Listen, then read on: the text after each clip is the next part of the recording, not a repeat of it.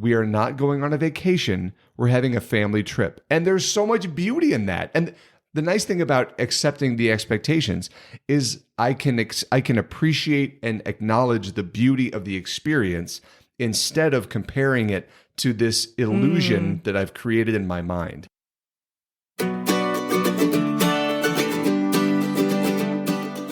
Welcome to This Whole Life, a podcast for all of us seeking sanity and sanctity, and a place to find joy and meaning through the integration of faith and mental health.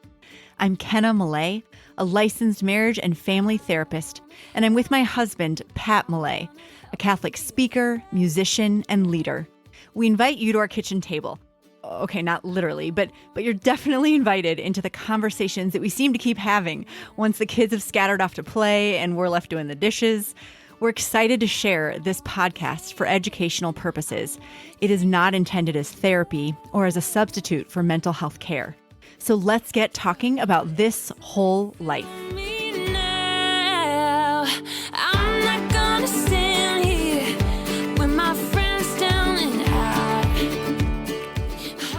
Welcome back to This Whole Life. Welcome, everyone, to another episode of me and my man, Pat Millay. Your man. Good morning, good morning. That's my favorite title to go by. Is it? Kenna's Are you being man. facetious? A little bit, yeah. What? It is it's one of my favorite earthly identities. It would just be really funny if somebody called me Kenna's man. Well, no one calls you that. I don't think anyone refers to you as such. I do guarantee you a lot of people just call me Kenna's husband. I guarantee. I've never heard it. Anyway, welcome. Hi. To this episode, not on marital communication or conflict. It kind of is actually about marital communication right. and conflict. And maybe I would say everything we do here has to do with supporting communication in our families, in those relationships that are most important to us. And yeah, today we are going to talk about the awesome gift that is vacation, trips, time away, and how to bump that up a notch by preparing well, debriefing well, how to manage family trips. But before we go there, you gave me some fair warning. You threatened me that there is a game. You like to call them games, and it implies that they're going to be fun. And it might also imply that there's a winner, and I don't think there's certainly not a winner in my mind in this. You're always the winner when we play games. You may think that you lose no matter what we do when we play these games because I like them and you don't. But I think our listeners like them, or at least I've been told they do. There's always got to be a good cop and a bad cop. And I'll just be the bad cop when it comes to games. So what's the game? Lay it on me, man. What's the TV show where the dad tells the kid, like, no, don't do that. We're not playing good cop mom. That's Modern Family. Is it Modern Family? For sure. Okay, that's Phil. right. It's a Phil Dunphy situation. Yeah. Yes. We're not playing good cop mom here. Yes. Absolutely. Thanks for just like naming the elephant in the room, because that is what life feels like. Anyway, different episode. Okay, so we are going to play a game of this or that. Okay. We've done that before with movies. Yeah. And we offended people with our Beatles takes. But we're going to play... Oh, I'm sorry. We did it before with music. Did I say movies? Yeah. We're doing it today with movies. We're doing it today with movies. Spoiler. That was my Freudian slip right there. Okay. Yeah. So we're doing it today with movies. It's going to connect to our highs and hards later on as to why we're doing movies today. But... very simple game. Okay. I'm going to give you two movies. Okay. You have to tell me which one you prefer. Okay. Here we go. Starting off strong in a genre that you and I are very familiar with right now. Kids movies. Okay. Frozen or Inside Out? Oh. Well, I'm just going to say Frozen because of the music. I feel like Frozen gives me just a little more because it gets to live on through my radio throughout the week. I think many parents would say Inside Out because of the music of Frozen and how it has infiltrated every corner of their life. They need a break. Yeah, it's really, I don't know if I can pick, neck and neck honestly. For you. I think it's kind of a tie for me. Like, you just broke your cardinal rule of this game, Malay. What is up with this? Round one, Pat abandons the rules. I even put it together and I wasn't ready for it. See, the thing is, like, Inside Out is like beautiful, especially the first one, like beautifully, like heartfelt, emotional, super insightful. I think it's a great glimpse into like development and family dynamics and emotional well-being, and it's just so good. But Frozen has this special place in my heart, especially with our family, as like the first time I took our oldest daughter to a movie theater when she was like 4 years old. And every kid now has kind of grown up in the Frozen era. So our family loves it. I don't know. I'm going to go. I'm agonizing. I'm just going to say Frozen, and I'm going to be angry about it later on probably. But okay. Go with it. Go with it. The anger in my brain is flaring up. Okay. Number 2.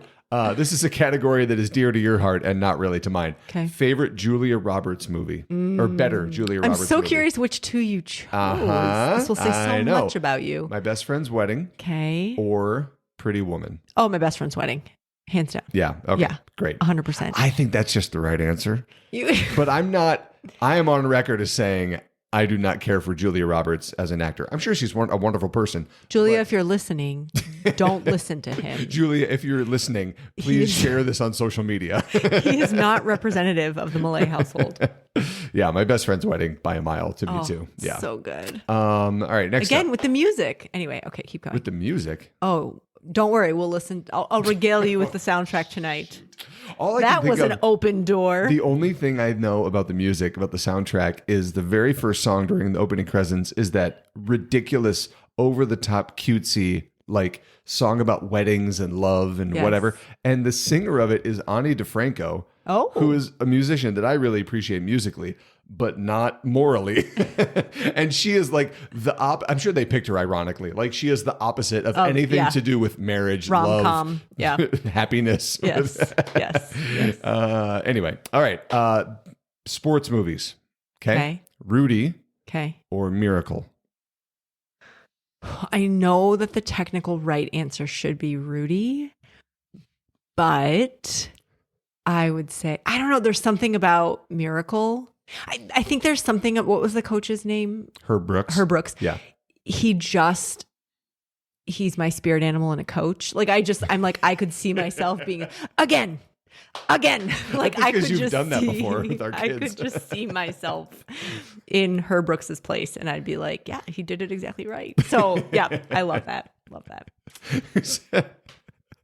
Not many people who watch that scene of Miracle with the post-game hour-long line skating, and they sympathize with the coach, right? Look how hard it is for him to deal with these bratty little players. They have ticked him off, okay?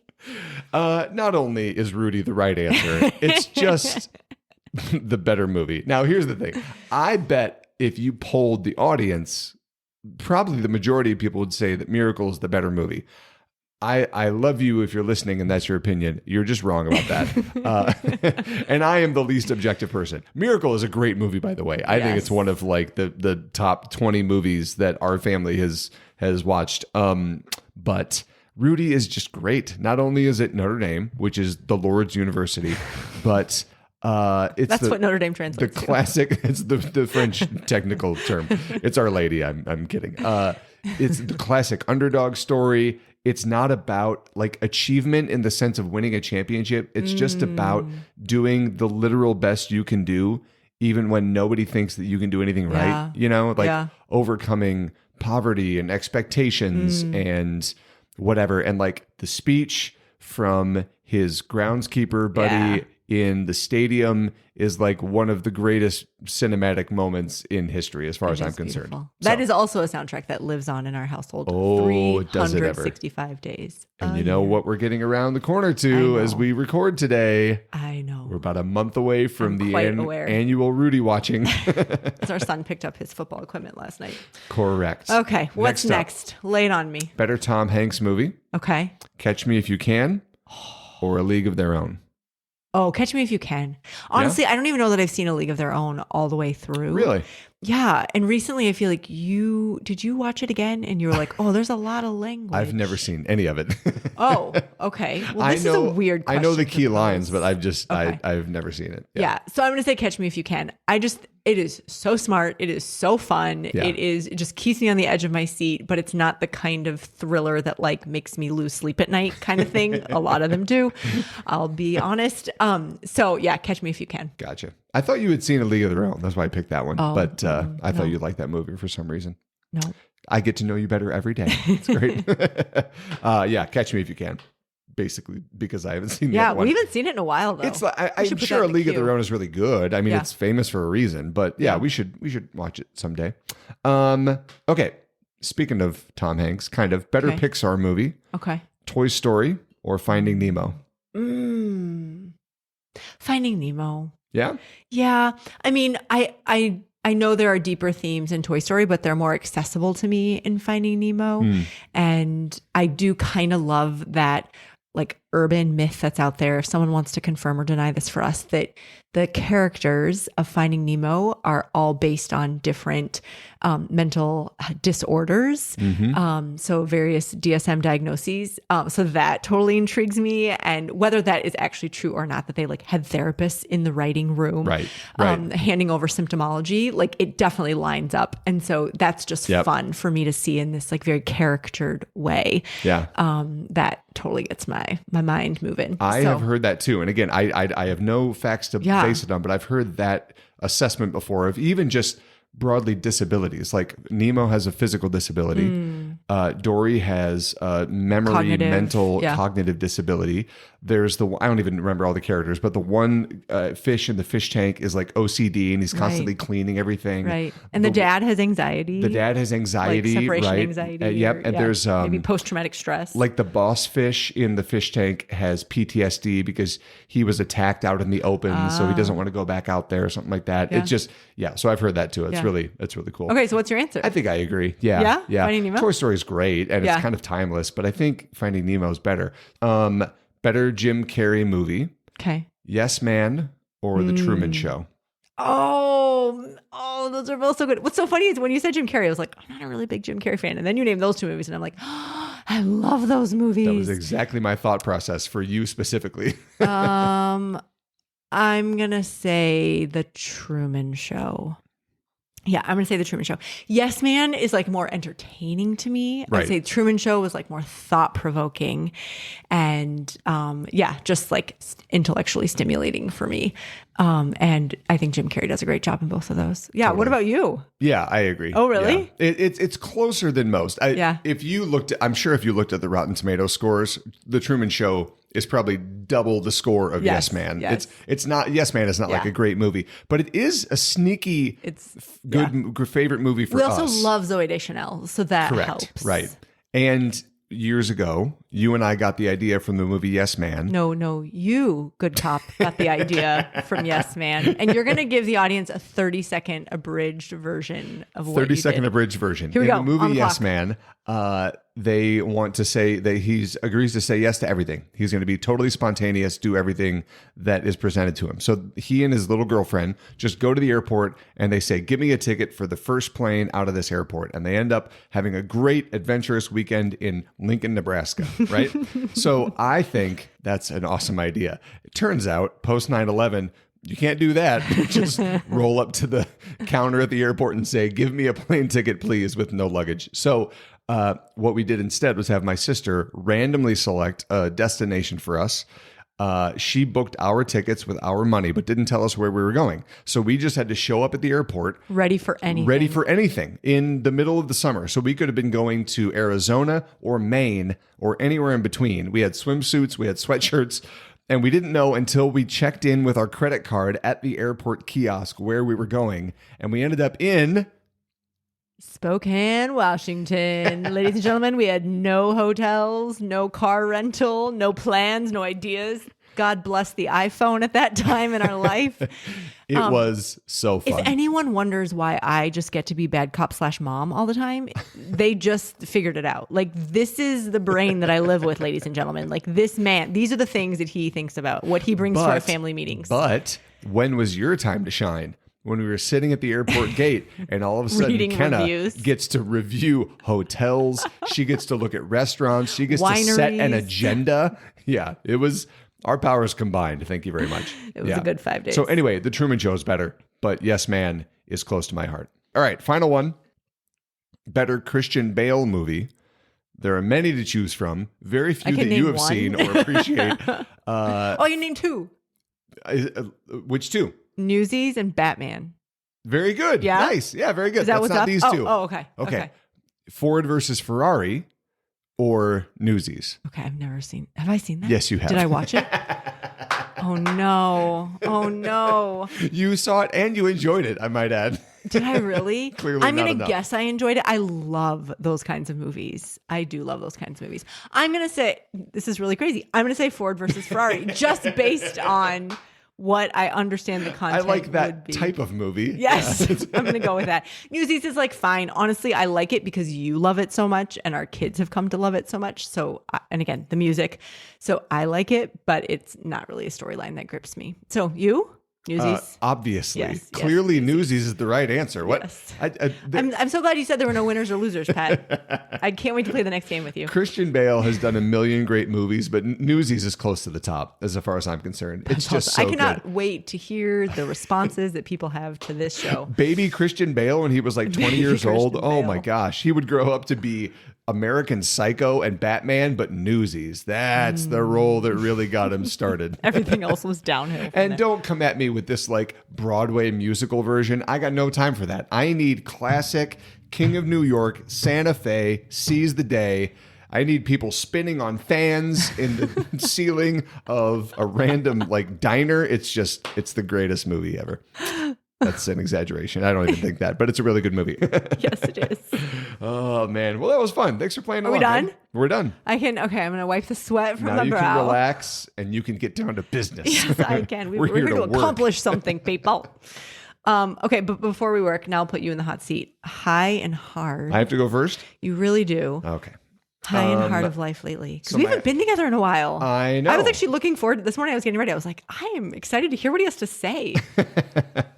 Well, you were a part of my high. So Okay. This past Friday, we got to go see Inside Out 2, which was the Yes. inspiration for our This or That game that we just played.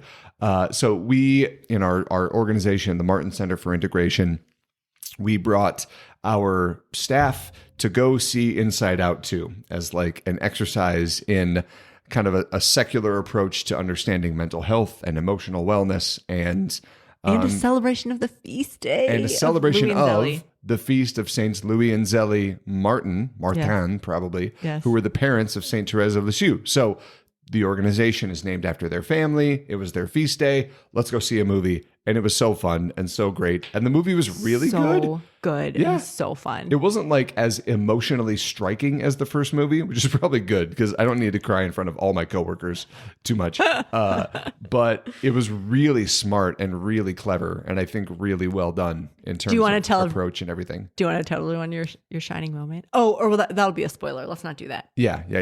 We'll talk way more about Inside Out 2 at some point. Yes, It'll be fine. I know. So, There is a request on the table actually for us to do a whole episode. So maybe when Father Nathan gets back, he's on pilgrimage right now, but when Sure. he gets back, we can put an episode together that sounds great. because I know he's got a lot to say as well. Both Inside Outs. Yeah. Yeah. That'll be good. Yeah. Yeah.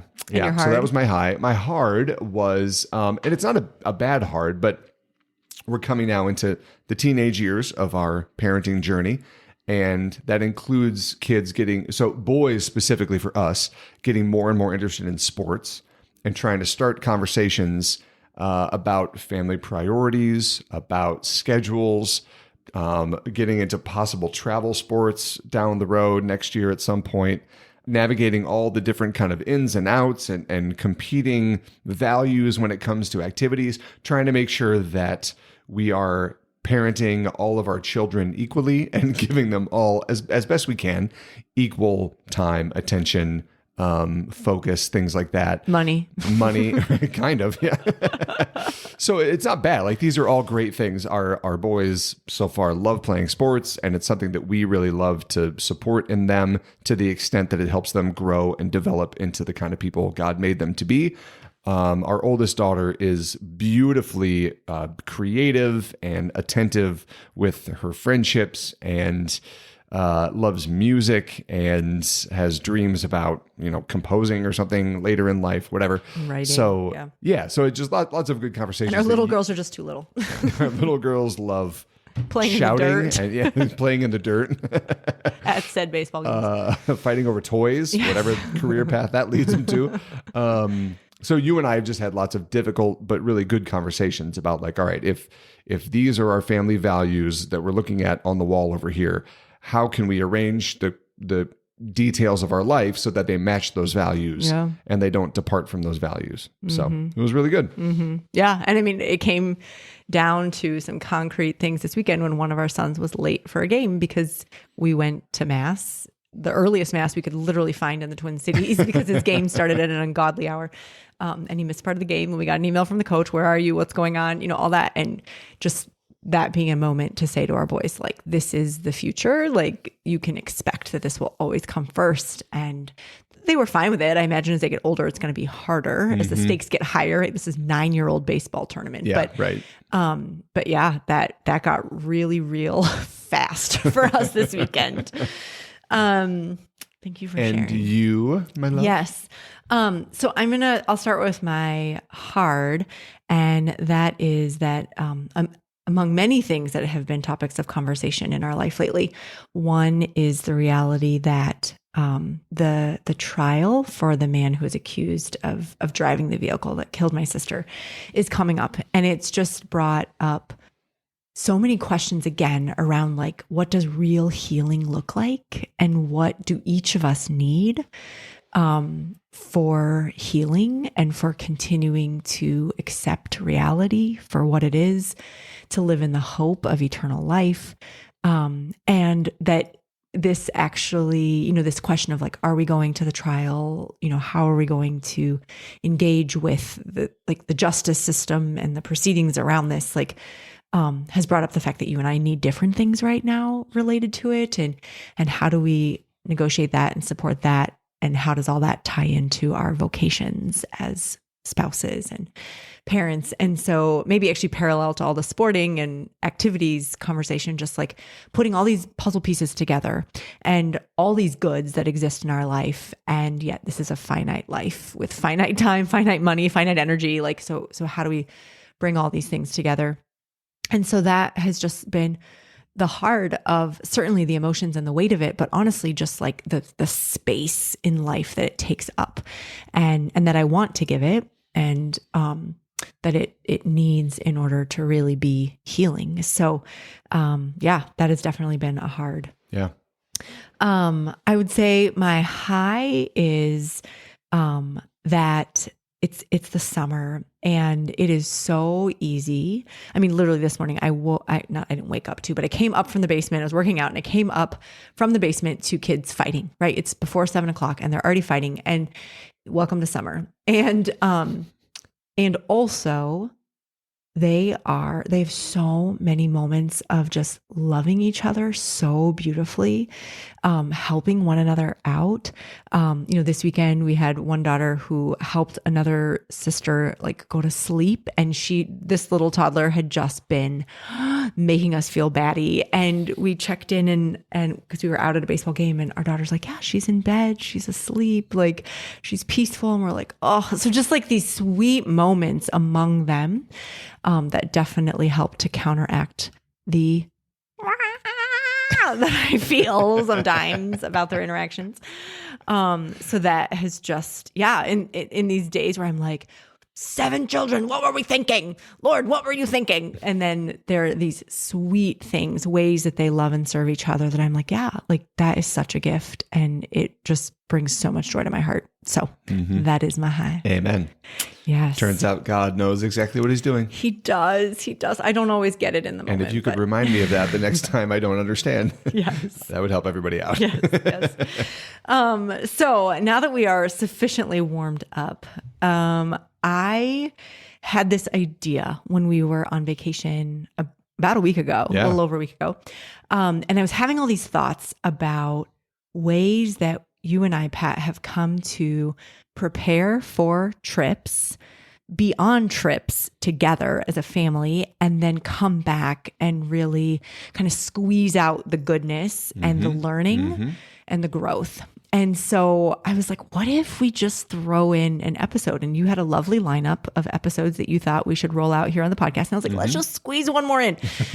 So ta-da, here is the brainchild. So this reality that like, certainly in the summer, definitely over the holidays, but maybe all year long, we as families, we as individuals are taking time away from the everyday life. Some might call it a grind, to go do these exciting, exceptional, meaningful things, weddings, funerals, family trips, vacations, spending holidays together, going to that place that's always so special to our family. Like, we're doing that. We're taking time, we're taking money, we're taking energy to go do those things.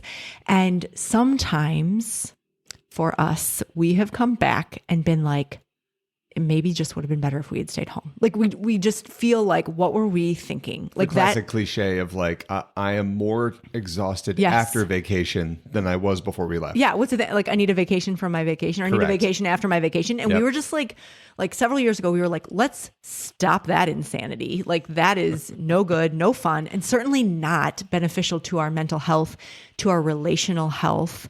So I want to just talk about some of the things that through my own study and my work with clients, and then we've been guinea pigs and tried things out on our own, like that we've come to find are some best practices. And I'm curious, we haven't actually discussed these all together yet. So I'm curious, like what you think and how, what you think about that. Well, and I'm excited to put it in those terms that you were talking about in terms of mental health, right? That, like we've said a million times on this podcast and in other places, mental health is not just avoiding clinical anxiety or clinical depression. Mental health through a lens of faith is about embracing and working toward a life that is thriving and is the kind of integrated life, mind, body, and spirit that the Lord created us for, right? And if there is any practical threat to the mental and emotional health of a family or even an individual, I would say a good old-fashioned road trip might be that thing, right? And there are so many classic cliches of like kids fighting in the backseat and the dad like, I'll turn this car around. Like people are tense and anxious and upset, and flights get delayed, and extended family has different expectations and values than our family does, and like on and on and on and on. The stress of the holidays, the difficulty of travel, packing for little kids, you name it.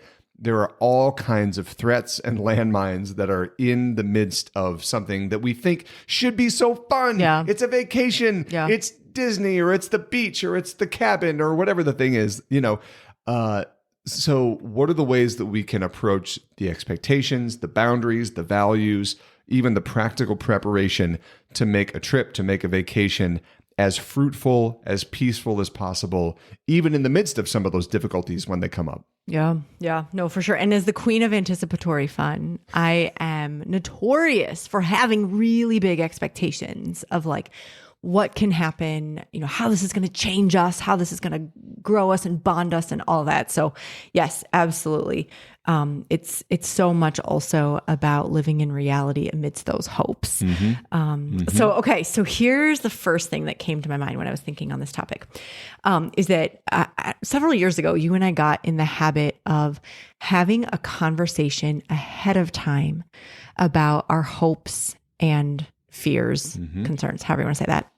And so I'm thinking about like, for all of us, all of you listening, like the next big trip, event, vacation, gathering, like who is someone that, like a key companion that you could talk this over with, or if that doesn't feel comfortable, journaling with it. What's the hope? What's the fear? And so oftentimes, we'll work this into a family meeting, Pat, or sometimes even part of a date night, to gear up, to be excited again, and also to enlist the other for help in actualizing like things that would really be important.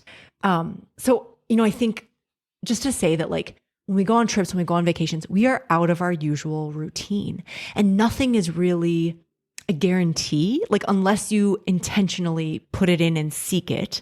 And so I think that's what this conversation has allowed us to do, of like, what are things that you want to be a part of the fabric of this trip?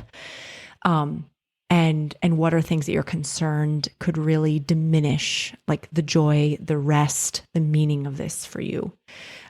So, what would be those key things that need to get put in there?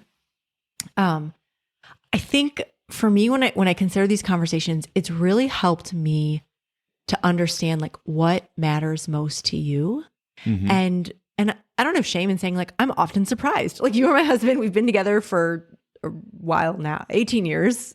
Yeah, 18 years. Mm-hmm. And I'm still surprised sometimes by like in that season, in that moment, like what actually brings you refreshment and rejuvenation. And instead of assuming and mind reading, like to actually ask you and to solicit that feedback from you. Like mm-hmm. that is such a benefit of these conversations for me. Mm-hmm. And I really appreciate that those conversations give us the chance to be real about our expectations, to say those out loud, and then to hold those expectations up against reality. I think the first really funny time that we came across this kind of idea was in an article that I'll put in the show notes that we read years ago about the difference between a family vacation and a family trip, right? Yes. So again, I'll put this in the show notes, but they're getting really specific about that difference, right? That people think they're going on vacation when really what they're doing is going on a trip, right? And when they're clear about saying neither of those are bad things, but if you have visions in your mind of drinks with umbrellas in them and napping on the seashore, and you have a 1-year-old, let's do away with that illusion, because that's not going to work, right? So things like if you're traveling by car, there's a good chance it's a trip. If you can't see out the back window the entire time you're driving, trip. If you've heard yourself say, "This will be fun," you are on a trip. If you've broken out the "all we could afford to do growing up was go camping" lecture, you are officially on a trip, right? So who are you going with? If you're meeting extended families or in-laws, please don't insult me. It's a trip. Where are you going to stay? If your final destination has a kitchen, you are not on vacation. So it goes on and on and on. But the moral of the story is understanding what the realistic expectations are for this trip. If we are packing our 7 children and going across the country, we are not going on a vacation. We're having a family trip. And there's so much beauty in that. And the nice thing about accepting the expectations is I can appreciate and acknowledge the beauty of the experience instead of comparing it to this illusion that I've created in my mind. Right. The all-inclusive resort in the Dominican Republic. Correct. Exactly. And what you're actually doing is camping in a national state park. Correct. Exactly. Right. And I love that shift in our mindset was really helpful for me, at least, was looking at what are the real expectations here? What do you and I desire from this experience? And what do we need to do in order to meet some of those very realistic expectations? Yeah. Yeah, no, definitely.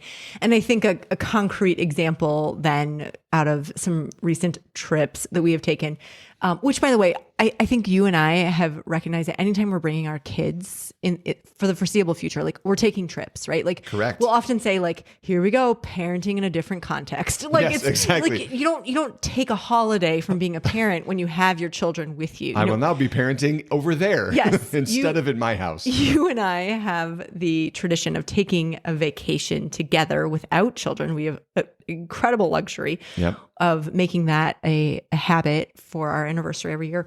So we do have a trip or a vacation coming up, but by and large, when we're with our kids, we're on a trip. And so on a recent trip, when I was asking you ahead of time, like, hey, what would be a hope and a fear?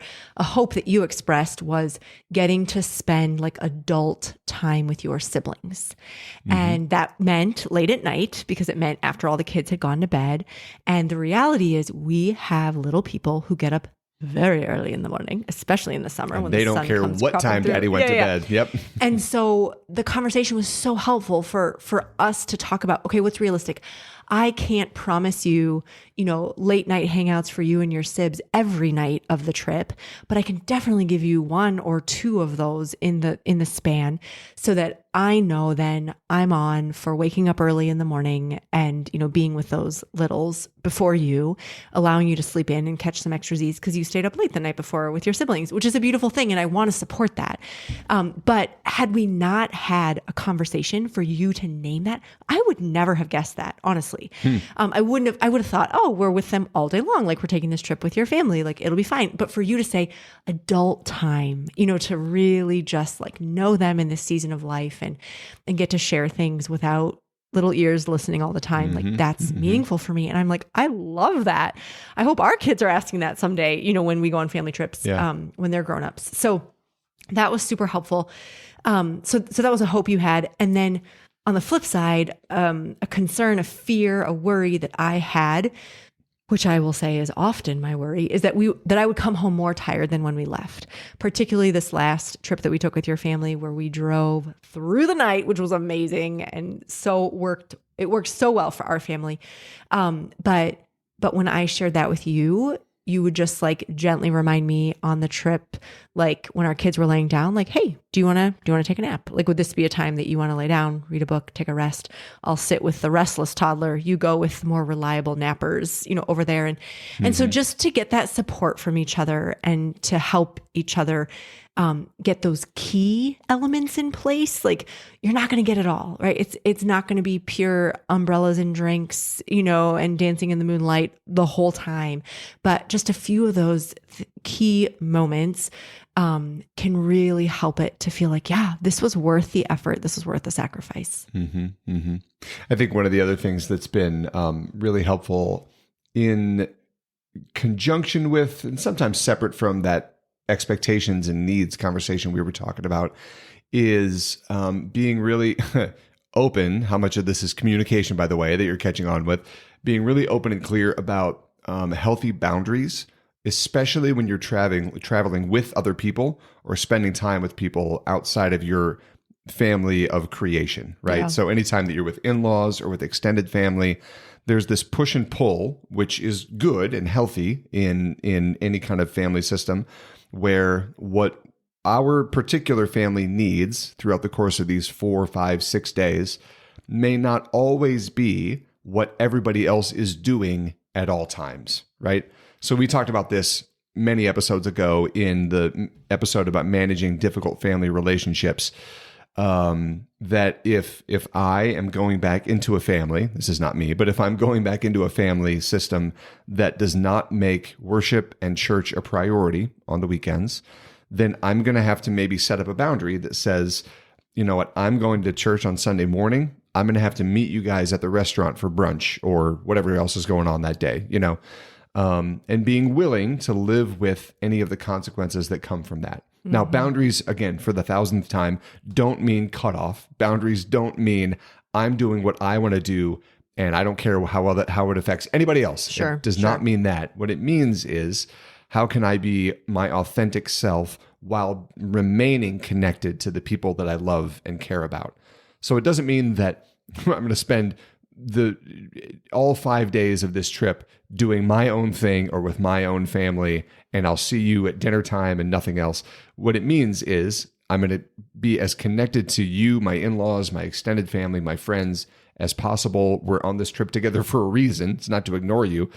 But there may be times that my values dictate that I'm going to pray in the morning, or I'm going to take a walk by myself in the afternoon because I need to get out of that much social input for a while. I need to go to bed earlier than everyone else because that's what my body and my mind need to be healthy. So being clear ahead of time about what my boundaries are, what our family's boundaries are going to be, and then being open with other folks that it affects as well, and saying, our schedule is going to be a little bit different this day. It's important to me that we do spend a lot of time with you, and here's the way that we can do that together. Yeah, no, totally. And I think that kind of segues into a second thing that I thought of. So if having a conversation ahead of time or taking some time to reflect in advance on, man, what are some serious hopes and some concerns that I have related to this trip, could be done ahead of time, then I would say during the trip, let me back up. I think it's when we're traveling with other people, it can be so easy to fall into this either or trap. And kind of like you were saying, Pat, like either I do it my way 100% of the time, just the way I would when I'm at home or if I were on a trip by myself, or I have to let go of everything that helps me feel refreshed and joyful and do it your way, right? Whether that's your way, in-laws, your way, family of origin, whatever, friends. And so that door number 3, like, can we find that middle ground, that place that we've gotten to through some, even if it's just mental internal negotiation, not necessarily even like out loud, but to compromise and to come to the middle, that it doesn't have to be either I don't get anything I want at all and do it just your way, or I do it all my way and I'm, like you said, cut off, disconnected from you.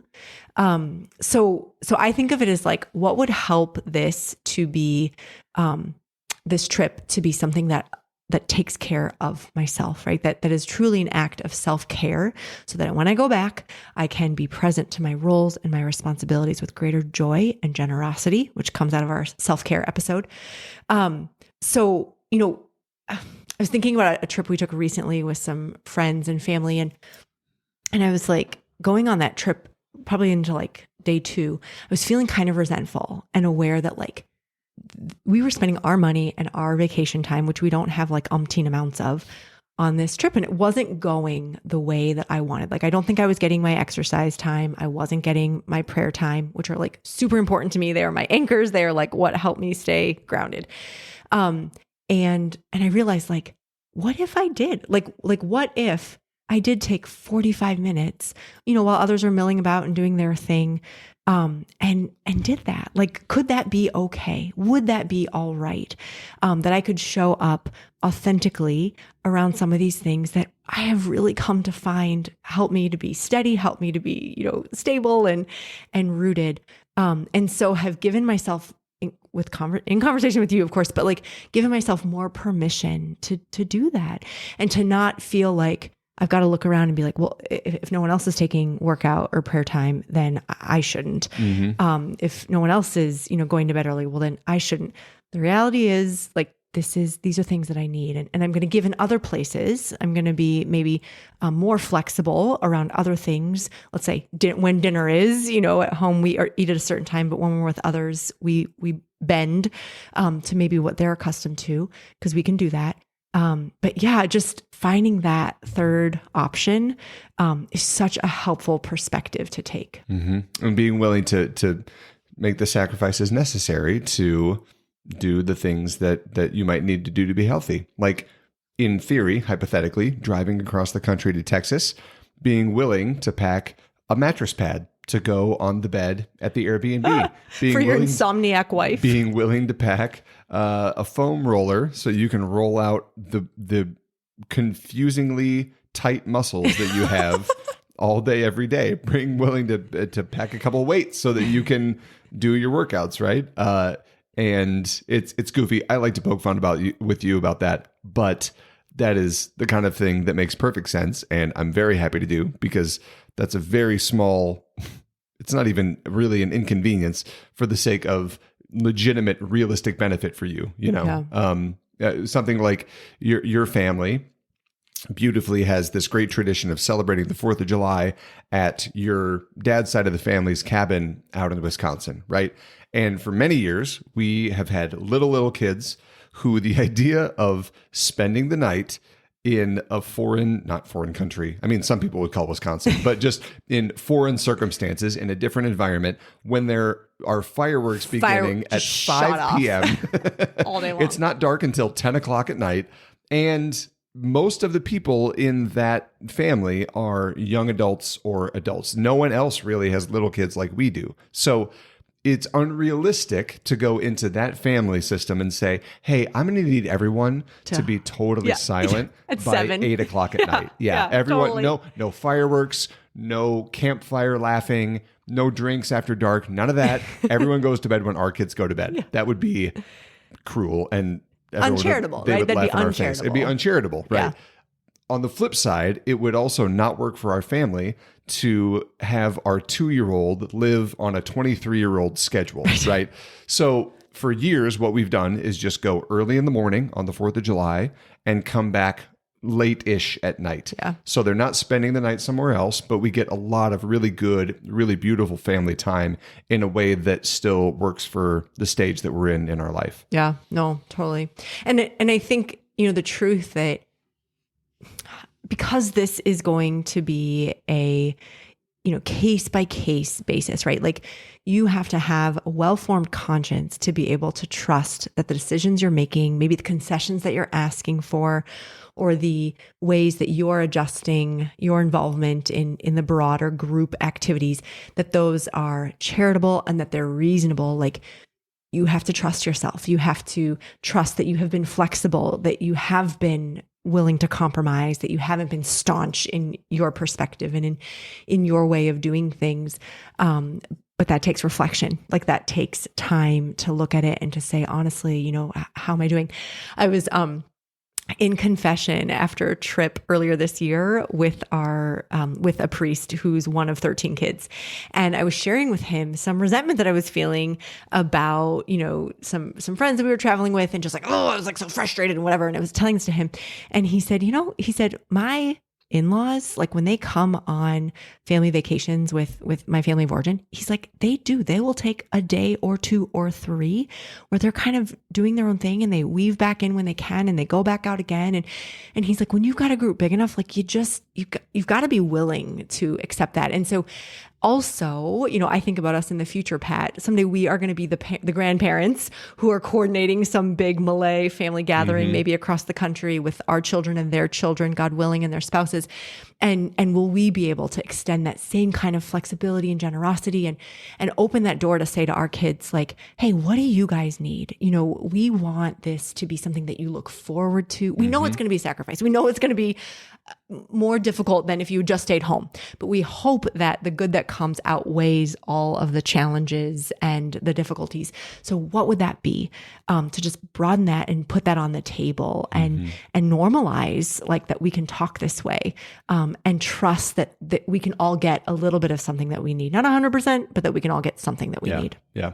I've got a few random, really practical things. Can I talk about practical things? We love practical things. Oh, I'm very excited. Okay. So 3 of them, I'm going to try to go lickety split. The first one is not just having a plan in the conversation about expectations and kind of abstract things, but having a plan and talking about the detailed, concrete things of how are we preparing and packing for this trip, right?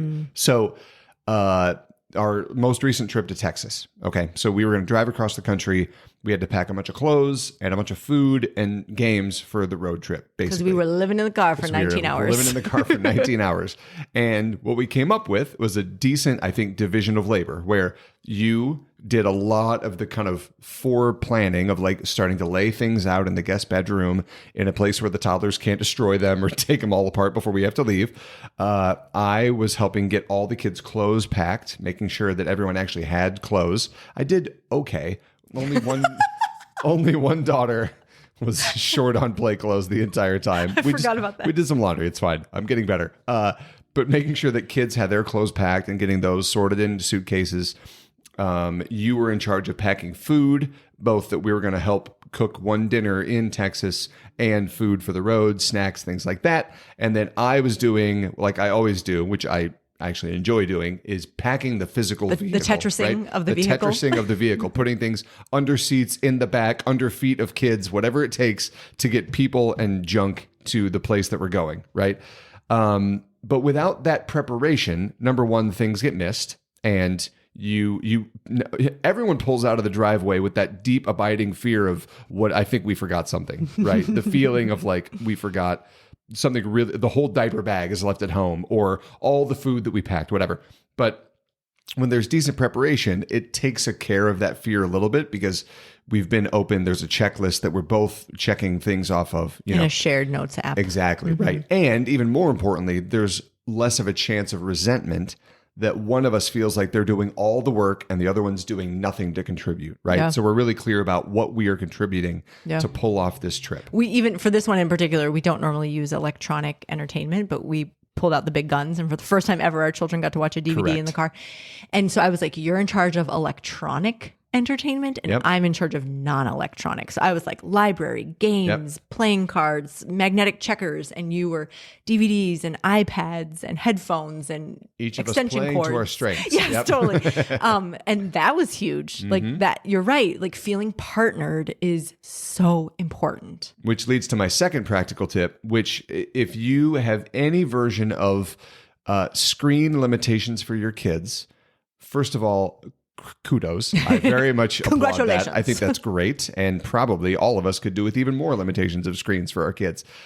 There are there are a billion reasons that limiting screen time for your kids is a really good practice as parents.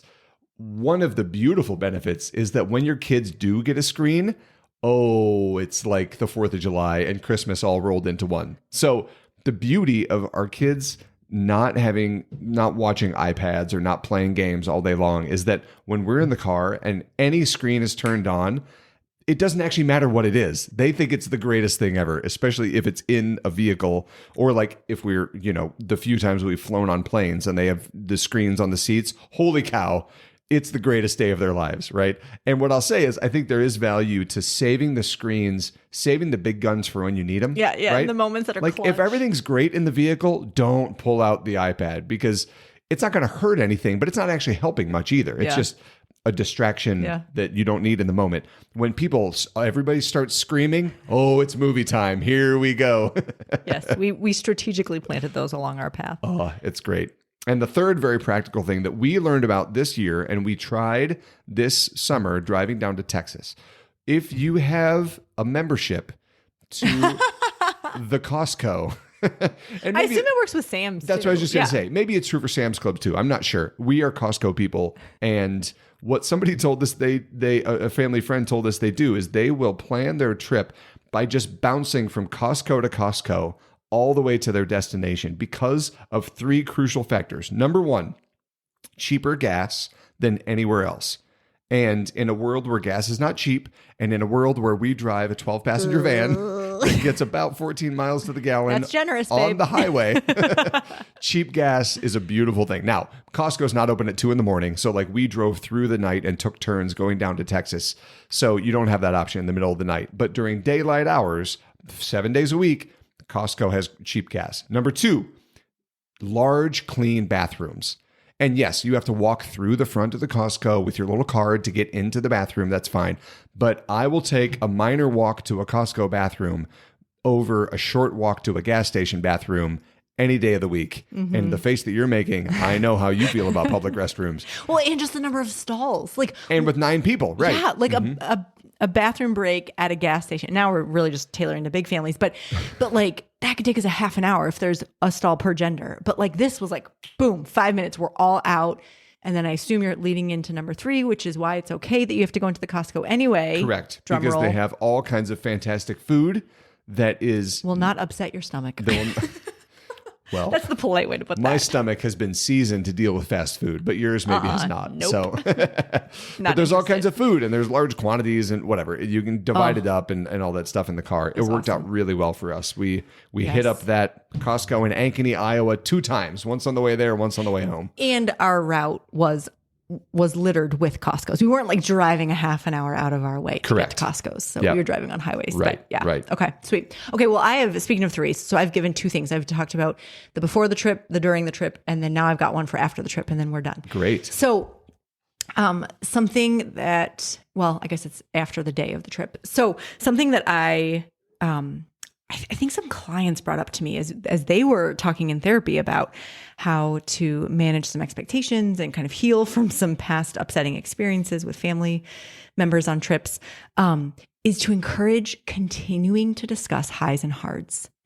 And so we would do this ourselves at night when we would get back to our bedroom, in the Airbnb on the trip. And it sounds so funny. Like my clients were like, but you're together all day long. Like, what on earth could you say? And I'm like, I actually am more excited when we've been together all day and experiencing, quote, the same thing, but really drawing out different things. And it was so eye-opening. Every time. And it helped me feel so much closer to you because honestly, between the children and all the extended families and whatever, I don't actually talk to you a ton during those days. Like we're there to be connected to other people. We're together more than we are at home, but we often talk to each other less than we do at home. Yeah, there's just more people to socialize with and more things to manage and more special events to deal with. And so to come back and to feel like, like I get to debrief with you. Some nights it was more journaling, other times it was in conversation. But I think too, it's so healthy beyond even just the trip of it's practicing that emotional boundary of like giving you space to say things that maybe are difficult for you, aspects of the trip that aren't meeting your expectations or ways that sadness or upsetness is showing up for you. And it really just gives you permission to be you and gives me permission to be me, which is a huge building block here that we talk about of like what makes relationships thrive. I love that. I think also to presume that there's going to be a high and a hard says I do not put the weight of this has to be the happiest event ever. We had a trip earlier this year. So cool getting to go to Orlando with my family and go to the theme parks. And you can put so much pressure on like how that should like change your life and like make you so overjoyed. And to say to a spouse at the end of the day, hey, what's a high and hard? Like you're giving them permission to say there was an element of this day that was difficult for me. Even amidst the good stuff, I'm not going to throw out the baby with the bathwater, but I'm going to name what it is. Because it actually helps that upset feeling to dissipate and to diminish. I love the way that facilitates intimacy and strengthens a sense of connection, because it is amazing how I can feel disconnected from you on a trip. Like that just kind of boggles my mind sometimes, but it's what I've come to find. Yeah. So. I love that. Yeah. So I think in terms of a challenge by choice, maybe we could just go back to the beginning of, if you've got something coming up, listener, that you can identify as like, I'm going to be making a commitment of time, of money, of energy, to this event for this group.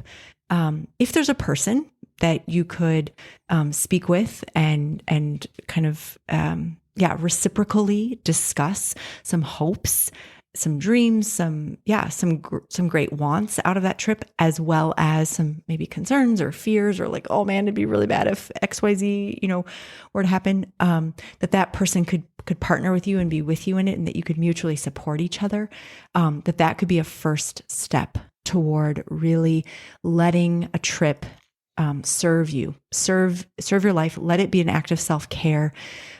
Let that trip be something that prepares you to enter back into your roles and responsibilities with greater joy and generosity. So that's our challenge by choice. Beautiful. Love it. Yep. Living in reality, making memories together in a way that doesn't feel like it's going to break you in half. Right. It's great. It's great. Not that trips are always going to be the easiest thing in the world, but they can always be worthwhile with some of this kind of pre-planning, preparation, communication, intentional living, just being authentically you, no matter where you happen to be. I love that. Thanks for letting us do this. Thanks for letting me call an audible and pivoting with me. You are very welcome. Yep. I will drive through the night anywhere with you, my love.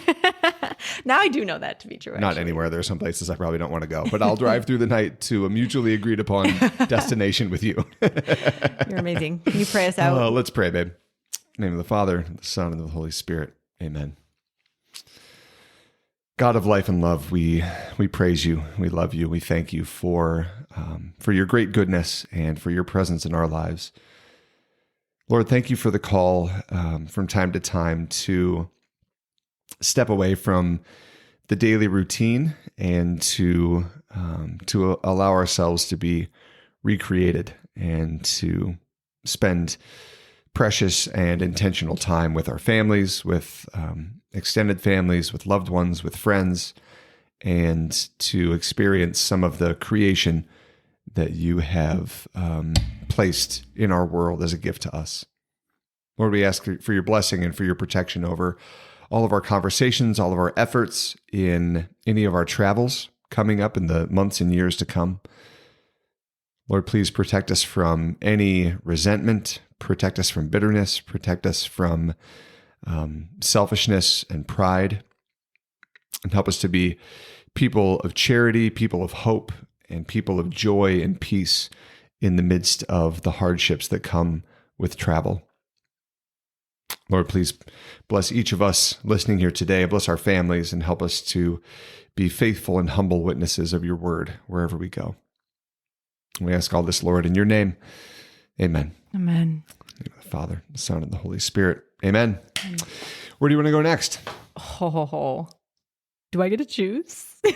Well, we are going to Colorado and New York, actually, in the next few weeks here. Yes, and we it's are. gonna be But I mean, like, great. big trip, big overnight trip. driving in the van, Tetrising the van. You get to choose with my approval. Back to that mutually agreed upon location thing. That's right. Yep. Well, friends, we would love to know. I selfishly just, can you let us know where you go? Yeah. Like when you travel?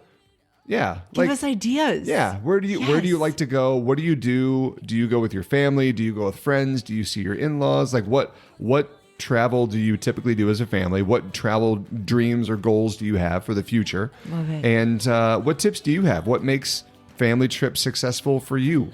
Practically, emotionally, spiritually, what makes trips go well for you? You can let us know at thiswholelifepodcast.com. You can send us a message or tag us on Instagram and Facebook at This Whole Life Podcast. And there, you may have seen, there's a number now at the bottom of the show notes where you can send us a text message and you can let us know your thoughts that way. So super easy, right from your phone. Statistically, you're probably listening to this podcast right now anyway on your phone. Send us a message. We'd love to hear from you. And we will see you next time on This Whole Life, wherever we're broadcasting from. God bless you. God bless you. You're not alone, you're not alone. This Whole Life is a production of the Martin Center for Integration. Visit us online at thiswholelifepodcast.com. You're not alone, you're not alone, you're not alone.